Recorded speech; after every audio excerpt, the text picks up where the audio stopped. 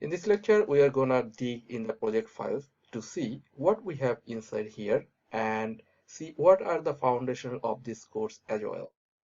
We also want to understand how our application starts. How does it work?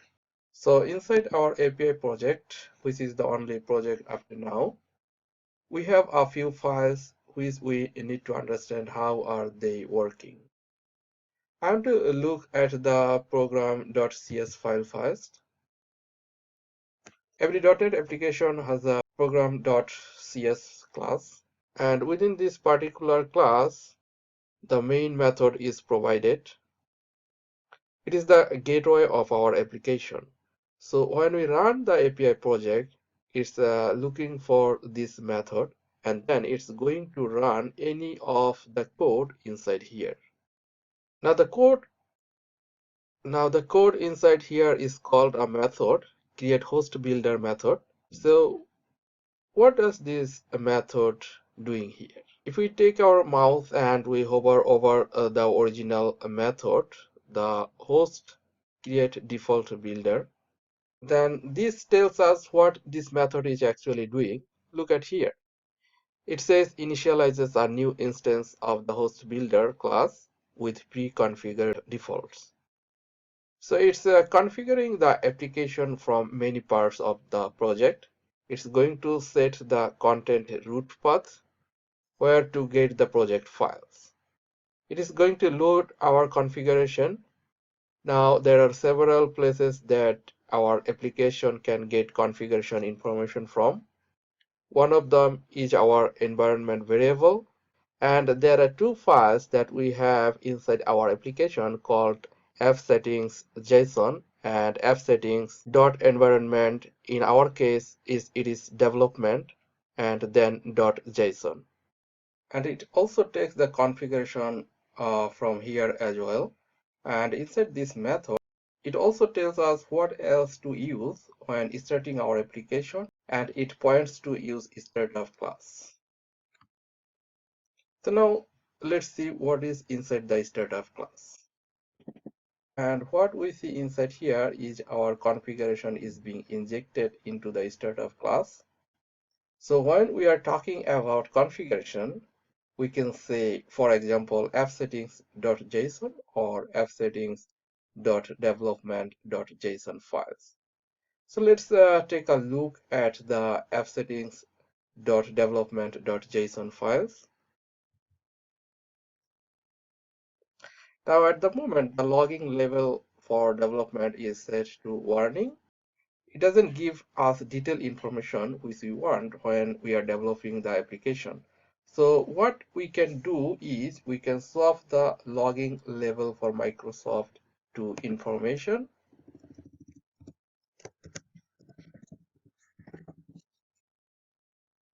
Now when we run the app by using .NET run command, we'll get detailed information when something is happening.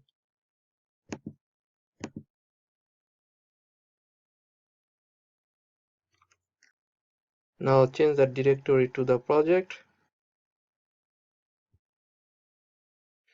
So now let's run our project to check the changes we made here with .NET run command.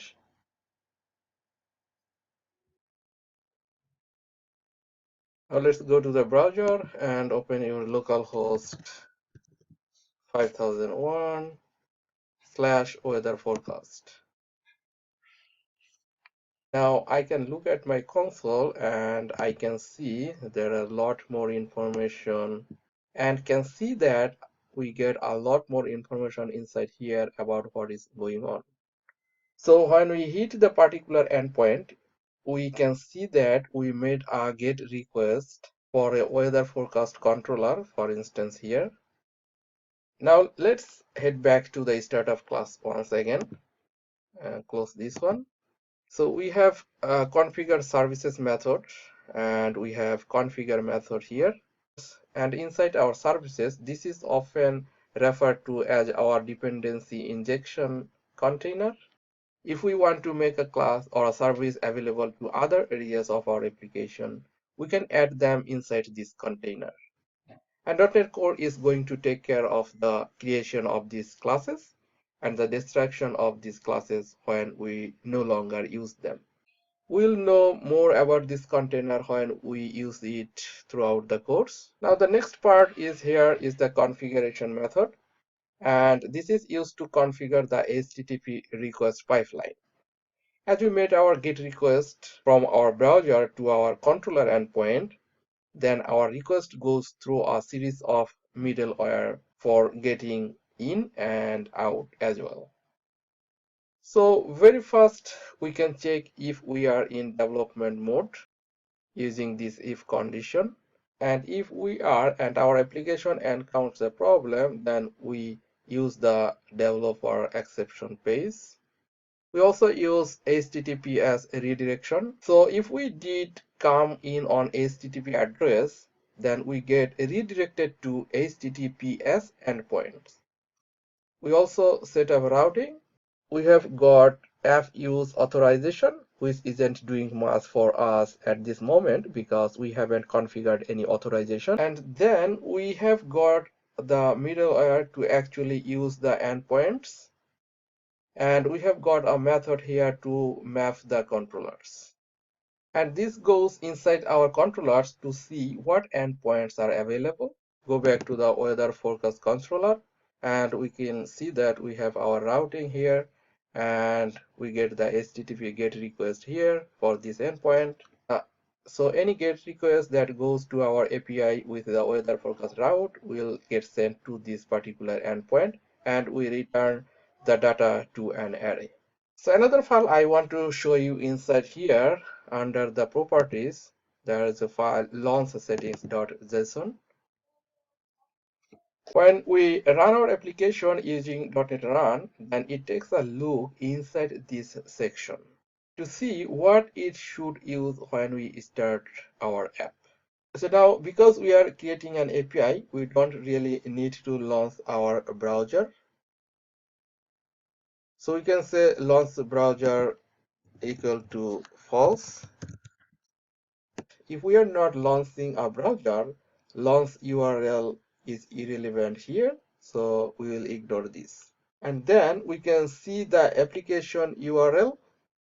So we can see that we are running off localhost 5001 and localhost 5000. This is for the HTTPS address, and this is 5000 is for HTTP address. And then we have got a section for the environment variables, so that when we start our application, it knows that we want to run it in the development mode. And another thing I want to mention here as well is the ability to add file and to watch for any changes we make to our files.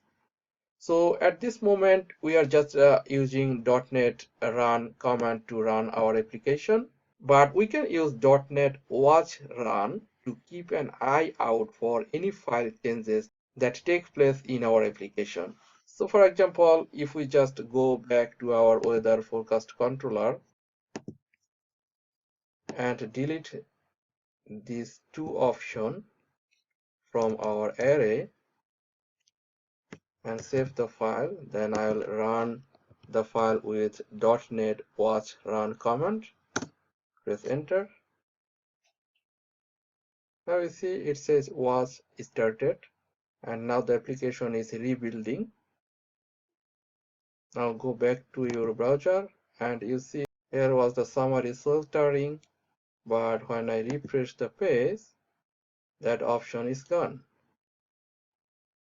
And now you come to your console, and here you see you get automatically all the details information, what happens there. It's showing the HTTP GET request, your controller information, and you also get some more information automatically.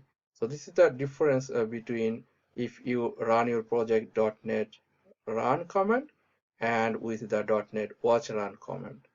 So when you use the watch run, you will see details information automatically. And that's all the brief overview of the files we have inside our project folder. We will see more details about this file when we go through our course, and we'll do more in the upcoming videos.